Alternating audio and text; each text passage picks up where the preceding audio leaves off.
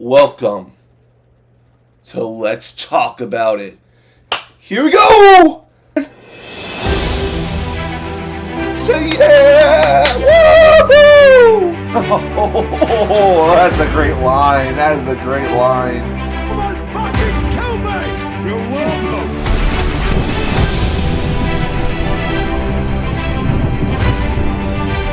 Hey guys, what is up? Welcome back to Let's Talk About It, the show where we talk about everything going on in the movie, TV, and video game world. I am your host, and the topics I choose for this show is topics that interest me, and I hope these topics interest you, because we're going to talk about everything in the entertainment world. You know, I love talking about this stuff. I love this stuff, and I love getting your input from you guys as well. So please leave your comments down below and tell me if you enjoy the series, or not really. But let's move on to our first topic here, because we got a very busy schedule today. A lot of great topics. Now, Roadhouse. Roadhouse was surprisingly a major hit for Amazon, especially with the controversy going on with its director Doug Liman and the theatrical release and streaming choice to put it on streaming instead of theatrical. But, you know, it was one of the most viewed movies on the service, Amazon Prime.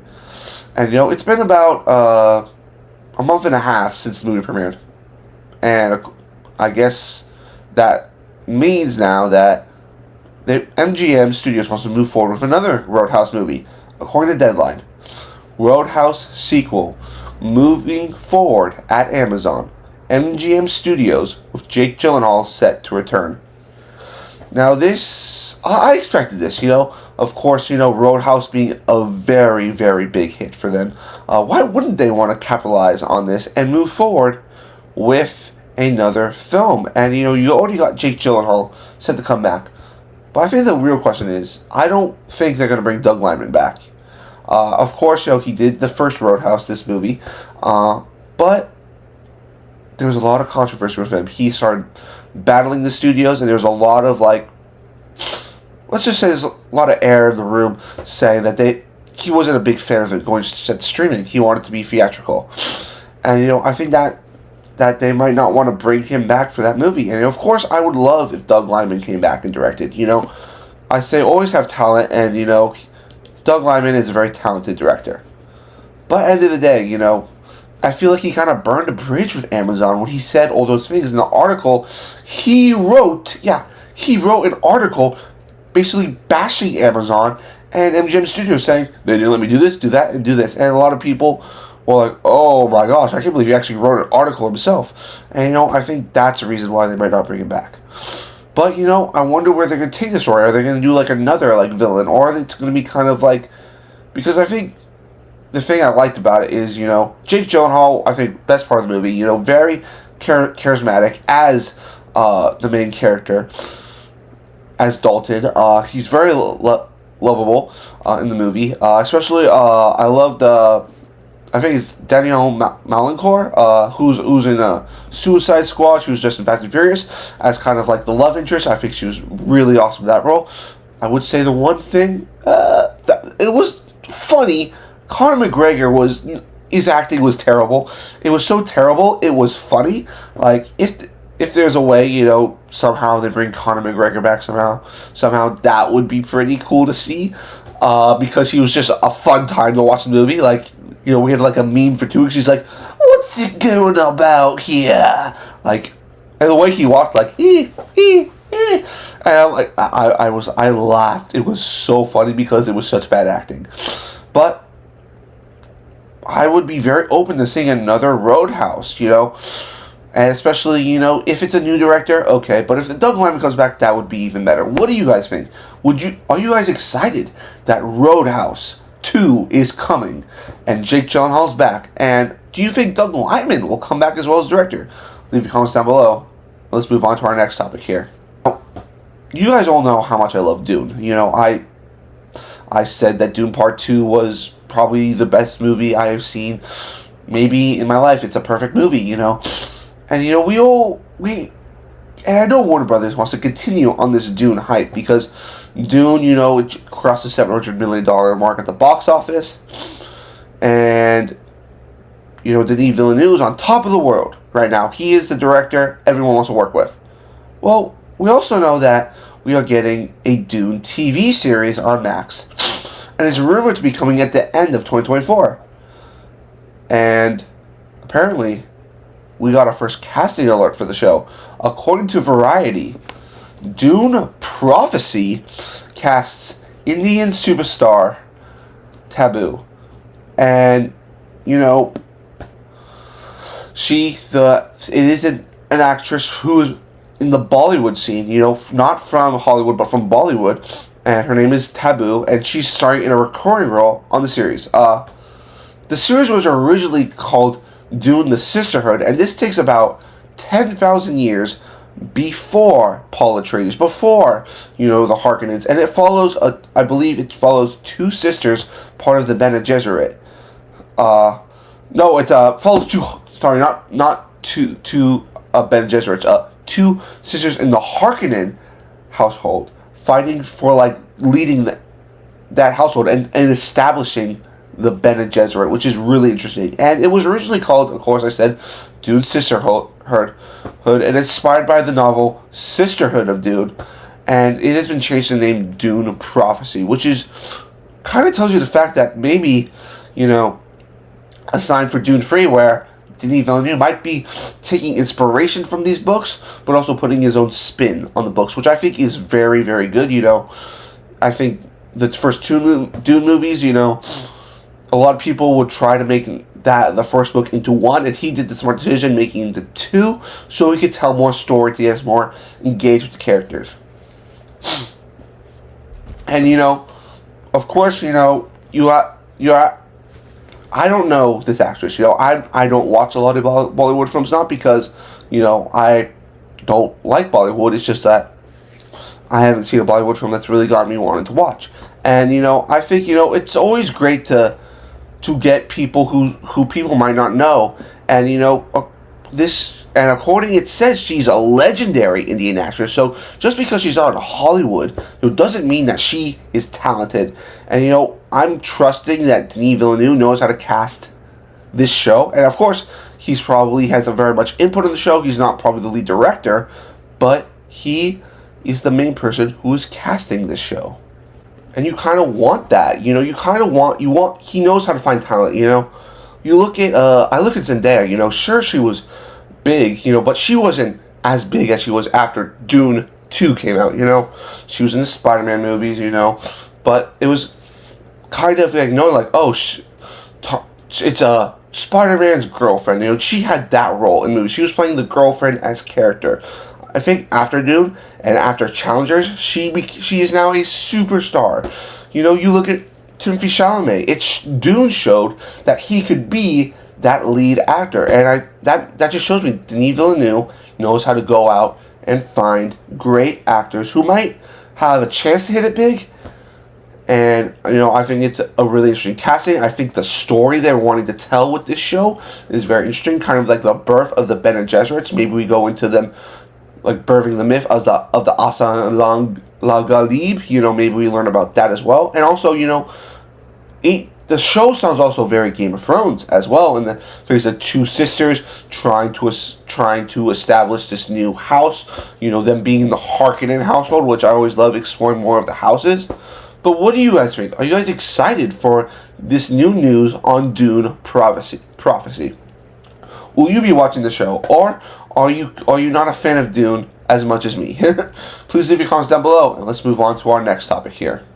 Of course, we had a really big movie come out this weekend, and that was Kingdom of the Planet of the Apes. And I believe, I've looked through the movies I've seen this year. Kingdom of the Planet of the Apes is my second favorite movie I've seen this year. Of course, nothing I think is going to beat out Dune Part 2. I think Kingdom of the Planet of the Apes was my second favorite movie of the year. I thoroughly enjoyed it. Out of all the Apes films, it's probably my second favorite, and it hit. And let's just say the box office did pretty well for Dune. According to Deadline, Kingdom of the Planet of the Apes dawns worldwide with 120 million international box office. And if we look at it, it made so much money. And this is where we expect it to be. It made $56.5 million domestically and $17.5 million internationally, with a total of $129 million. This is one of the biggest openings for the for the Planet of the Apes franchise. And this is also great to see, like I talked about. They are really looking to make more Planet of the Apes movies. They have a 9 trilogy plan for the existing movies. That includes Andy Serkis's Apes movies too, And I think, they're building towards, where they were with the original film from 1968, where apes are wearing clothes and, they're fully, almost human-like. And the humans are basically the apes in that movie. But, then I think this is amazing accomplishment, not just for the studio, for 20th Century Fox Studio and Disney, but also a great accomplishment for Wes Ball, the director. Because, he is directing his next movie is going to be Zelda. And, he just showed the world that even though, Planet of the Apes is a franchise that's had 4 movies, he can still change it. He can still put his own spin on the apes genre and introduce a character that no one knew, which is Noah, introduce all these new themes and characters and still make a movie that people want to go see. I think this is a very great sign for Wes Ball as a future director, but also a good sign for the Apes franchise, for them hitting this mark. We got to really see where the final profits for the film is going to be. I'm kind of guessing it's going to be in between the $400 to $500 million range, kind of maybe where Godzilla times Kong New Empire is. But we kind of just have to wait and see the second weekend. We got to see the drop, because we do have If coming out this weekend, and there have been some signs that maybe that's going to be another hit at the box office. But personally, I'm not sold on it yet. I think If might be even lower than The Fall Guy, because I'm looking at the tickets for that, not selling so well. But what do you guys think? Do you think this is an impressive mark for Kingdom of the Planet of the Apes? And also, do you think this means that that Wes Ball has cemented himself as a director that will be hired by studios to work on big name projects?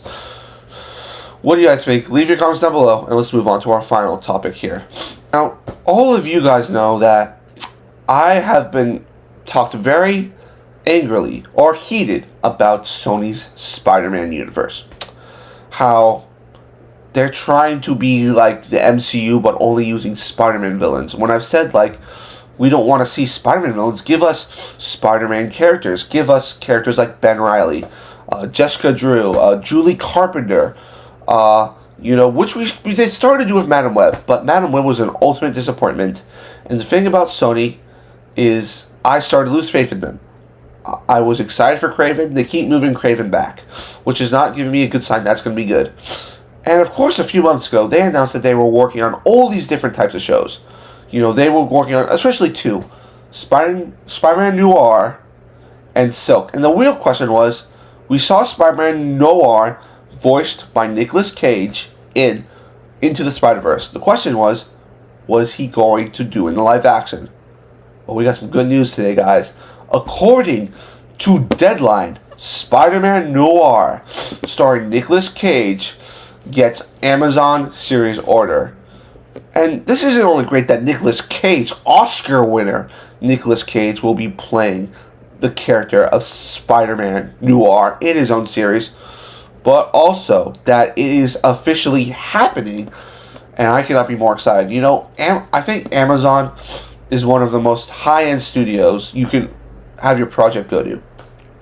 Because you look at what they've done. They're very quietly one of the best studios. They got series like The Boys, Invincible,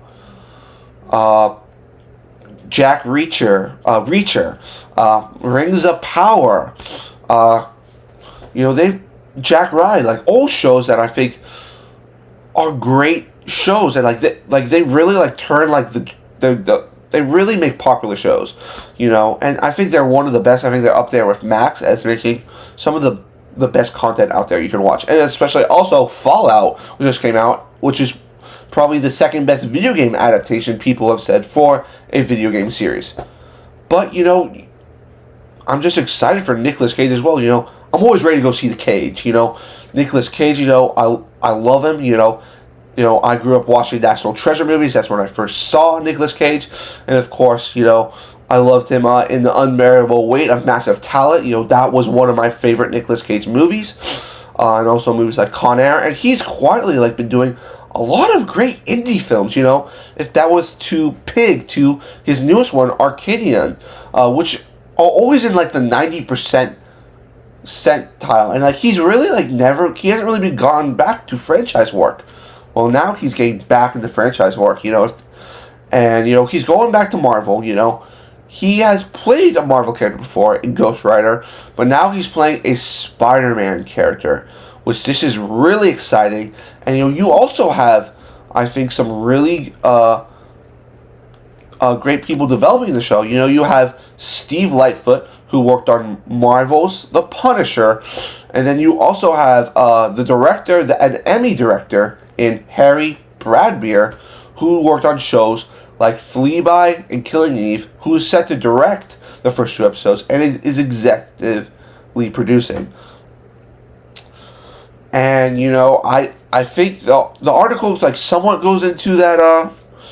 So it does say Phil Lord and Christopher Miller from Spider-Verse will be produced on it. So this is technically part of their Spider-Verse stories, which is very, very cool, you know. And, you know, the worry is, you know, now there's a little bit of worry. The worry is, will you now have to do homework in order to watch the next Spider-Verse movie? I think no, because, you know, this probably is just giving us, like, a backstory into a character. And probably, you know, somebody's like, wow, people really love Spider-Man Noir. Let's make a show about him. Maybe people will watch, maybe they won't. But overall, I am beyond excited to check out this new show. I'm always ready to see Nicolas Cage in anything. And of course, anything to do with Spider-Man, even though Sony has broken my heart many times over the last few movies, they still have made great movies like the Spider-Verse franchise and Spider-Man 2. But what do you guys think? Are you guys excited for Spider-Man Noir with Nicolas Cage? Or are you kind of like, oh, I'm kind of over the Sony Spider-Man stuff? Please leave comments down below. And that is going to be it, guys, for this video of Let's Talk About It. Please leave your comments down below. Please make sure you also like the video, subscribe to the channel, and please send in any topics you ever want me to talk about, because I'm always open for you to send in those topics. But thanks for watching, and I'll see you next time. Peace!